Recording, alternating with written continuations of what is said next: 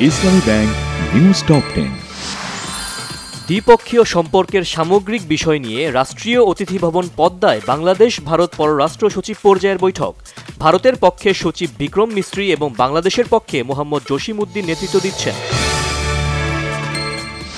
অসৎ মানুষেরা ক্ষমতাবান হলে দেশ অনাচারে ভরে যাবে বলেছেন আইন উপদেষ্টা ডক্টর আসিফ নজরুল। নারী জাগরণের অগ্রদূত বেগম রোকেয়া সাখাওয়াত হোসেনের ১৪২তম জন্ম ও ৯২তম মৃত্যুবার্ষিকী আজ।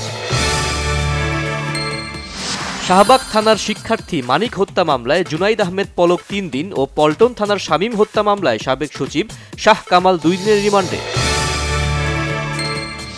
বাংলা ভিশনের পরিচালক মোহাম্মদ আজিজুল হক সিঙ্গাপুরে চিকিৎসাধীন অবস্থায় ইন্তেকাল করেছেন। ইন্না লিল্লাহি ওয়া ইন্না ইলাইহি রাজিউন। উত্তরের জনপদে কনকনে ঠান্ডা আর ঘন কুয়াশায় বাড়ছে নিম্ন আয়ের মানুষের দুর্ভোগ। রাশিয়ায় আশ্রয় নিয়েছেন সিরিয়ার সাবেক প্রেসিডেন্ট বাশার আল আসাদ ও তার পরিবার। দামেস্কের রাজপথে জনতার উল্লাস। প্রেসিডেন্ট প্রাসাদে লুটপাট ও ভাঙচুর।